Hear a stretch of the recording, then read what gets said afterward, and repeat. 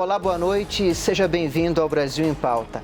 A Controladoria Geral da União tem as metas de divulgar os atos do governo federal de forma transparente, aproximando a sociedade do Estado e combater a corrupção no país. E no ano passado teve um papel central no conjunto de ações do Brasil no enfrentamento à pandemia de Covid-19. Para conversar sobre esse e outros assuntos, eu recebo hoje no Brasil em Pauta o ministro da Controladoria Geral da União, Wagner Rosário. Muito obrigado pela presença aqui no Brasil em Pauta. Mais uma vez, o senhor veio em 2019 e volta agora em 2021. Uma honra estar aqui no Brasil em Pauta para a gente bater um papo e poder esclarecer o papel da CGU, tanto na sua vida normal, como principalmente nesse ano de 2020, que infelizmente fomos acometidos por essa pandemia que nos tem trazido muitos problemas, mas que também mostra o trabalho sério do governo federal. Em relação a esse ano desafiador, que foi o ano de 2020, a CGU e todos os ministérios, órgãos do governo federal lançaram mão de uma série de iniciativas para o enfrentamento à Covid-19. Para a gente começar o nosso programa, vamos falar um pouquinho do Fala.br, ou seja, foi a forma da CGU buscar junto aos cidadãos informações, fazer com que o cidadão participasse desse processo, ministro? Exatamente. O Fala.br nada mais é do que a junção de dois sistemas que nós já tínhamos anteriormente. O ESIC, que é um sistema que permitia ao cidadão pedir informações ao governo, nós temos a Lei de Acesso à Informação, que permite que o cidadão faça uma solicitação de informação ao governo, o governo tem 20 dias para responder ao cidadão. E nós tínhamos outro sistema que veio mais oriundo da Lei 13.460, que trata do direito dos usuários do serviço público, onde essa lei amarra que nós temos até 30 dias para dar uma satisfação ao cidadão sobre as suas manifestações, que pode ser uma denúncia, pode ser uma reclamação, pode ser um elogio.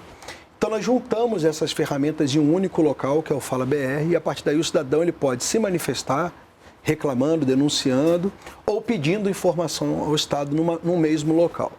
Então essa ferramenta ela vem principalmente no momento de pandemia, onde nós tivemos aí um pagamento do auxílio emergencial, as pessoas queriam saber de informações, as pessoas queriam reclamar de alguma coisa, de um serviço que não estava chegando na ponta, e o Fala.br é uma iniciativa que vem atender essa demanda. Ele permite a participação da sociedade nas decisões públicas. Muitos dos trabalhos que nós fizemos investigativos foram frutos de denúncias que chegaram pelo Fala.br. Muitas ações de melhoria de políticas públicas são fruto de reclamações de pessoas. Então, é uma ferramenta fundamental dentro de um país democrático, dentro de um país que quer que a população cada vez mais participe do governo. Essa questão em relação ao auxílio emergencial levou a um trabalho conjunto entre a CGU, a Controladoria Geral da União, e o Ministério da Cidadania para combater fraudes em relação aos benefícios. Como é que foi esse processo? A gente sabe que o auxílio emergencial chegou a quase 70 milhões de pessoas no Brasil, quer dizer, foram milhões de pagamentos que foram feitos em 9 meses do ano passado e está se encerrando nesse ano. Como é que foi esse processo de combater as fraudes nessa junção entre CGU e Ministério da Cidadania? Olha, a gente desde o início, quando se anunciou o auxílio emergencial, a gente já verificou que nós teríamos um fluxo de dinheiro muito grande. Nós temos aí, eu acho que o Bolsa Família paga cerca de 30 e poucos bilhões, 34, 35 bilhões de reais por ano aos cidadãos. E nós íamos passar a pagar 250 bilhões de reais com a prorrogação do auxílio emergencial. Então a gente precisava agir e aí nós iniciamos um trabalho que a gente já fazia no Bolsa Família, fechamos uma parceria com o Ministério da Cidadania, envolvendo também Dataprev, outros atores, a própria Caixa Econômica Federal, e passamos aí dentro de um curto prazo de tempo a cruzar informações. Ou seja, essa pessoa que vai receber auxílio emergencial, ela está submetida a algum tipo de condicionantes do programa. Por exemplo, a renda per capita não pode ultrapassar meio salário mínimo. A renda familiar não pode ultrapassar 3 salários mínimos. Então, nós começamos a buscar os dados do governo. A gente sabe que hoje o governo tem muitos dados e às vezes não tem informação. A gente tem que tratar os dados para tirar a informação. E foi isso que nós fizemos. Passamos a cruzar diversas bases, verificar se essas pessoas tinham veículos caros, tinham embarcações, se elas cumpriam essas condicionantes do programa. No cadastro único ou não estava? Não era. A gente sabia que no caso do cadastro único para a entrada, Nós tivemos um grupo, foram 3 grupos basicamente do auxílio emergencial. O grupo do Bolsa Família, o grupo do Cade Único e aqueles invisíveis que perderam seus empregos, que não estavam em nenhuma base do governo, que eu acho que esses foram mais de 20, 30 milhões aí que apareceram dentro desse grupo. Então, tudo isso permitiu que a gente tivesse uma base muito grande, essas informações foram cruzadas e os resultados eles estão sendo apresentados. Nós conseguimos barrar cerca de 2,7 milhões de pagamentos ou de beneficiários, né? O que gerou uma economia de 4,5 bilhões de reais aos cofres públicos. Então, toda essa atuação permitiu que muitos dos recursos disponíveis para a população não fossem desperdiçados. Eu acho que esse trabalho com o Ministério da Cidadania foi fundamental para que a gente pudesse evitar o desperdício de dinheiro público. Outra ação, outra iniciativa, além do auxílio emergencial, foi essa iniciativa do governo federal em relação aos estados e municípios. Houve um repasse de bilhões de reais no decorrer de 2020. E esse repasse, ele acabou tendo a circunstância de que a lei de licitações, por conta da emergência da pandemia de Covid-19, ela foi flexibilizada em alguns pontos. Sim. A Controladoria Geral da União também monitorou esses recursos que foram destinados a estados e municípios, isso em parceria com os tribunais de contas dos estados, Ministério Público Federal, Polícia Federal. Esse monitoramento e essas parcerias com outros órgãos permitiu que desvios fossem evitados? Sim. O que a gente fez, né? A gente fez um trabalho bastante meticuloso, né? A gente iniciou, quando a gente verificou a quantidade de recursos, só de recursos transferidos, a gente viu que ia ficar na casa de 120 bilhões de reais. Por quê? Nós tínhamos a Lei Complementar 173 e nós tínhamos a Ação 21C0, que era uma ação específica de combate ao coronavírus, e os recursos iam específicos para a saúde. E a gente falou, olha, a gente sabia que a gente tinha um grande problema, não no Brasil, mas no mundo. A gente tinha uma procura pelos mesmos itens, o mundo todo precisava de EPI, de respirador. Isso, por uma situação normal de mercado, já gerou um incremento significativo dos valores desses produtos, porque o mundo todo buscava o mesmo produto, então uma demanda muito grande, uma oferta reduzida, o que gerou um aumento do preço.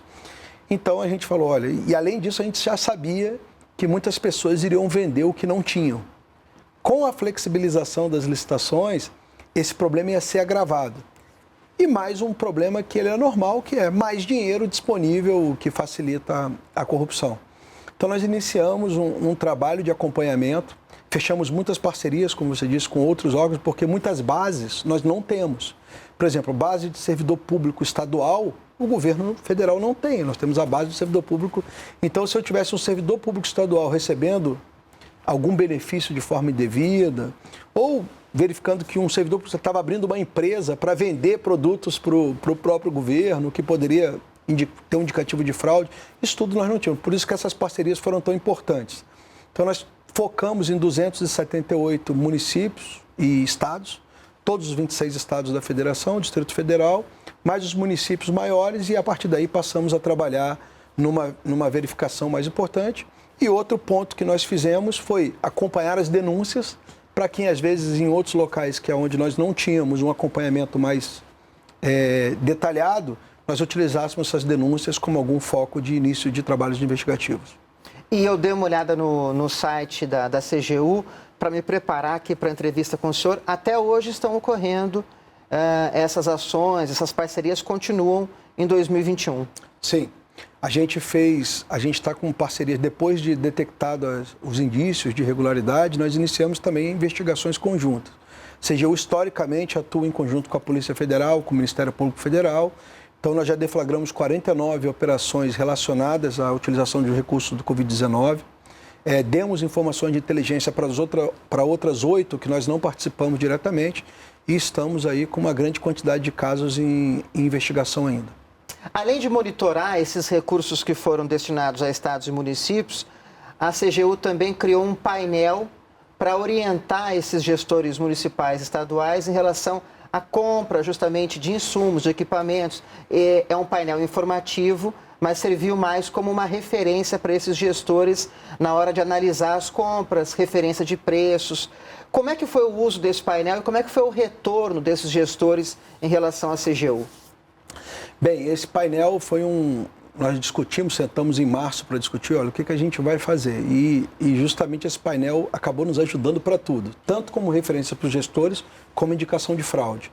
Por quê? Como eu havia dito, nós selecionamos os 278 entes, envolvendo os 26 estados, Distrito Federal, os municípios, todos os municípios com mais de 500 mil habitantes, e os municípios mais importantes de cada estado, que tem não tem 500 mil habitantes, mas tem uma população significativa no âmbito do estado. E passamos a acompanhar cada compra. O objetivo desse painel era o seguinte: olha, vamos fornecer uma referência de preço para os gestores nesse momento de pandemia, porque a referência que nós tínhamos anteriormente não é adequada para esse momento onde tínhamos um aumento de preço. Então, só que a partir daí nós fomos incrementando esse painel. Então começamos a verificar que em alguns locais os gestores compravam muito de um determinado item. E já que a gente já está olhando o valor da compra, vamos olhar mais coisas. Então passamos a olhar a empresa que estava ganhando a licitação, a quantidade de itens adquiridos. E a partir daí, quando a gente trouxe esses dados, a gente começou a fazer um trabalho de inteligência nesses dados. Então vamos verificar. Essa empresa que está sendo contratada, será que o sócio dela recebe auxílio emergencial? Não é muito comum alguém vender 10, 15 milhões de insumos para o governo e receber auxílio emergencial. Eu posso ter fraude nas duas pontas. Aí. Será que essas empresas possuem um endereço compatível com o que elas vendem ou com o que elas se prestam em termos de serviços, que elas oferecem em termos de serviços? Então passamos a verificar também, olha, qual é o endereço dessa empresa? Ela realmente está no mercado há quanto tempo? Nós verificamos que 9 milhões de compras realizadas, onde nós verificamos e acompanhamos, esses 9 milhões eram com empresas criadas após dezembro de 2019. Elas foram criadas já quase dentro da pandemia. Será que ela é uma empresa de fachada? Será que ela vai... Então nós passamos a aprofundar e esses foram os insumos utilizados para o início das investigações. Então um painel que ele tinha por objetivo mais ajudar o gestor numa referência de preço, ele evoluiu dentro da nossa verificação para outros tipos de trabalho, principalmente os investigativos, e boa parte dessas 49 operações e de todas essas que estão em andamento, elas são fruto de uma série de, vamos dizer assim, de red flags que foram levantadas com base nesse painel. Ou seja, os mecanismos acabaram dialogando entre eles, o Fala.br, o monitoramento, o painel? A gente praticamente atua na CGU de forma integrada. Nós temos 5 secretarias na CGU, uma que cuida de transparência e prevenção da corrupção, uma que faz auditoria, uma que combate a corrupção, mais com investigações, informações de inteligência, a Corregedoria Geral da União e a Ouvidoria Geral da União. O que a gente procura fazer dentro de um esquema de luta contra a corrupção é alinhar 3 vetores. Detectar, ser capaz de detectar casos de corrupção, ser capaz de sancionar os casos detectados, as pessoas envolvidas, né, pessoas físicas ou jurídicas, e no último pilar gerar a prevenção. O que é? Entender de onde aconteceu a fraude e tentar criar mecanismos para evitar que ela se repita. Dentro desse papel, as 5 secretarias atuam e a gente atua de forma integrada. Então, assim, dentro da ouvidoria eu recebo uma denúncia, essa denúncia alimenta o sistema investigativo e ele vai lá tentar detectar. Detectou a irregularidade, é encaminhado para a sanção.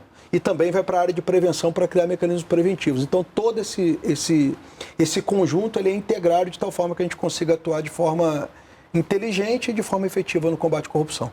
Sobre essa arquitetura institucional no combate à corrupção, a gente vai tratar agora no segundo bloco. A conversa está boa, a gente já volta.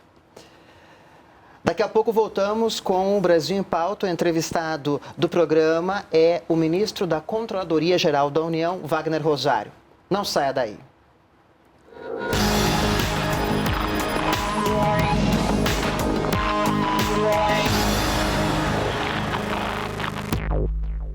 De volta com o Brasil em Pauta, o convidado do programa é o ministro da Controladoria Geral da União, Wagner Rosário. Ministro, o senhor terminou o primeiro bloco falando um pouco dessa arquitetura institucional da CGU, essas 5 secretarias que trabalham de forma integrada. Por exemplo, em 2020, o governo federal ele teve um gasto extra de cerca de 700 bilhões de reais com a Covid-19 nas diferentes ações, o que equivale a quase 10% do PIB brasileiro, da economia nacional, que é de mais de 7 trilhões de reais. É um volume grande de recursos? É difícil monitorar tudo isso? É difícil. É muito difícil porque são recursos que são aplicados de maneiras diferentes. Nós temos transferências para estados e municípios, que geram uma dificuldade do acompanhamento na ponta. Nós temos benefícios sociais, como o auxílio emergencial, que é direto para o cidadão. Nós temos outros tipos de benefícios que são apoios a empresas, como a de manutenção do emprego, que o governo bancou parte do salário desses trabalhadores para que não tivesse uma grande quantidade de desemprego no país. Então, são recursos que são aplicados de maneira diferente, com regras diferentes, nós temos que estar meio que acompanhando todos esses recursos. Se com o orçamento já é difícil, quando a gente tem um incremento do orçamento, o trabalho se torna mais difícil. Mas a gente tem focado bastante, como eu falei, na parte de TI. Parte hoje de tecnologia da informação é o ponto. Nós temos que fazer análises com os dados que nós temos que nos permitam ter um diagnóstico, ou uma análise descritiva, ou uma análise preditiva de problemas. E eu acho que esse é o grande diferencial que nós estamos tendo hoje. Hoje, por exemplo, para que se tenha uma ideia, nós temos um sistema, o Alice, que ele diariamente ele pega os 200, nós temos uma média de 250 editais de licitação indo para o sistema Comprasnet por dia, que é o sistema de compras do governo. Então, o Alice ele faz uma verificação sem a utilização de um servidor, só a parte de TI, tentando identificar palavras-chave ou alguns tipos de problemas naquela licitação. Identificado o problema, aí sim, esse processo vai para a análise de um auditor. Então, isso seria impossível se eu precisasse contratar pessoas. Então, o governo ele vem investindo muito em tecnologia da informação para acompanhar os recursos. Então, esse é o ponto que eu acho que é o nosso grande avanço e é por isso que a gente está conseguindo entregar o nosso trabalho, mesmo com um incremento significativo de muitos bilhões de reais, como você citou agora, nesse ano de 2020. E a participação da sociedade nesse processo? A gente sabe que a corrupção é um fenômeno complexo, se dá ali numa zona opaca entre a legalidade e a ilegalidade. Talvez o telespectador não saiba, mas a corrupção, em termos mundiais, ela movimenta por ano cerca de 5 trilhões de dólares. Tem especialistas que apontam essa cifra. Se a gente for considerar em termos de PIB, seria a terceira economia do mundo. Só Estados Unidos e China estariam Sim. na frente, né, desse volume de recursos, isso em termos mundiais. Ou seja, combater a corrupção é um fenômeno complexo no mundo e no Brasil. Não é uma coisa simples. Não, não é nada simples. Porque a corrupção ela ocorre de diversas maneiras, ela envolve diversos atores e sempre, como você falou, numa zona gris ali, numa zona, às vezes, obscura. Existem várias técnicas de combater.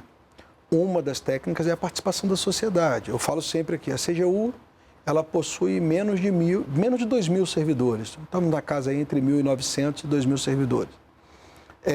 Nós temos 5.570 municípios recebendo recursos federais.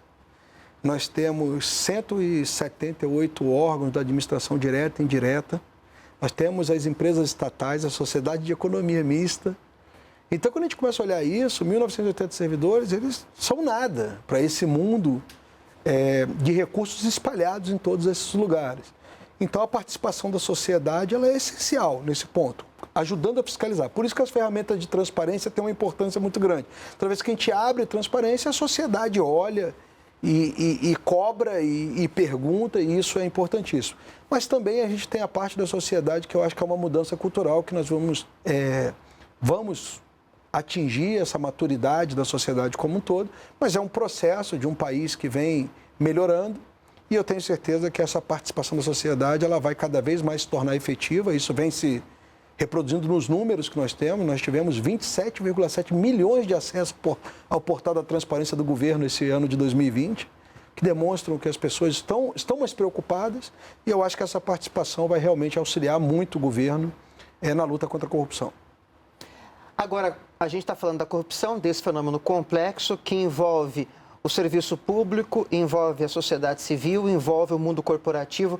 Vamos começar um pouquinho pelo serviço público. Como é que foi esse processo em 2020, em relação à apuração de denúncias de corrupção dentro do serviço público? E isso levou a quais iniciativas da CGU nesse aspecto? Olha, a gente sanciona, a gente investiga e sanciona servidores públicos. Uma das secretarias, que é a Corregedoria Geral da União, ela é o órgão central do sistema de correição do governo. Cada ministério, cada autarquia tem a sua corregedoria, né? E nós da CGU meio que coordenamos essas corregedorias e também temos o poder de avocar esses processos caso exista algum problema de andamento no âmbito do ministério. nós atingimos cerca de 500, se não me engano, foram 514 servidores demitidos no ano de 2020.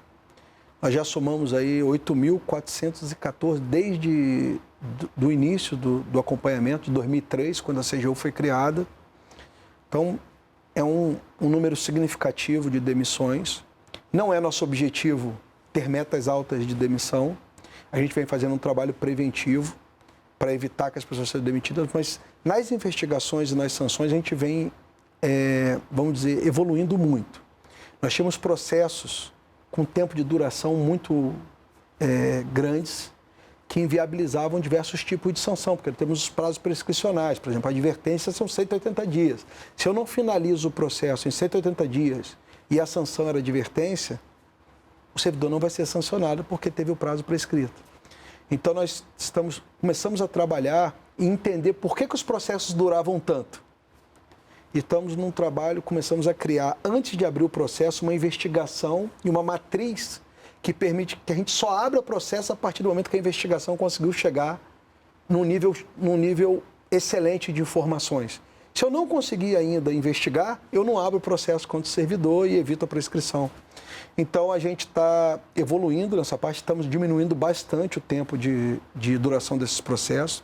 Aliado a isso, nós criamos uma ferramenta importante, que é o termo de ajustamento de conduta. Foram mais de 2.000 no último ano, ou seja, qualquer sanção que o servidor, qualquer irregularidade que o servidor cometa, que não caracterize demissão, vá até 30 dias de suspensão, a gente permite que ele faça um termo de ajustamento de conduta, onde ele assume o erro que ele cometeu, ele assume um comportamento diferente para frente. Isso faz com que a gente trabalhe uma parte de integridade dentro do governo. Então, eu acho que o trabalho evoluiu muito em 2020. Nós conseguimos evoluir tanto na redução do tempo das investigações e dos processos, como também conseguimos trazer aí uma perspectiva mais de mudança de cultura. O fato de, em 2020, muitos servidores do governo federal, penso eu também nos estados e municípios, mas a gente está falando aqui do governo federal, terem trabalhado em casa, no formato home office, mudou alguma coisa nessa questão? Aumentou, diminuiu? Há uma análise em relação a isso? A nossa análise, a CGU já trabalhava mais ou menos com esse modelo em cerca de 20% a 30% do seu efetivo. Hoje nós fomos a 90 e poucos por cento trabalhando de casa. A nossa percepção inicial é que houve uma melhoria de rendimento. Nós conseguimos fazer com que os servidores rendessem mais, mesmo porque a gente já vinha fazendo um piloto com esses 20%, 30% para não tornar uma coisa assim, trabalho de casa, não isso. Eu tenho que ter, a administração tem que se organizar, ter metas de trabalho, ter prazos para que esses trabalhos sejam entregues, para que realmente a gente consiga controlar essa pessoa que está em casa. Agora vamos falar um pouquinho do mundo corporativo e da corrupção. A gente tem essa figura dos acordos de leniência no Brasil, onde a empresa que é acusada de corrupção, ela admite que ela teve um ato corrupto, ela muito provavelmente devolve um dinheiro à União desse ato de corrupção e, com isso, ela pode voltar, por exemplo, a participar de licitações, de compras governamentais. Como é que foram os acordos de leniência em 2020? E o senhor tem uma novidade agora para falar para a gente sobre isso também, né? Sim. Olha, em 2020 nós fechamos somente um acordo de leniência. Um acordo não muito grande, com a Carrental.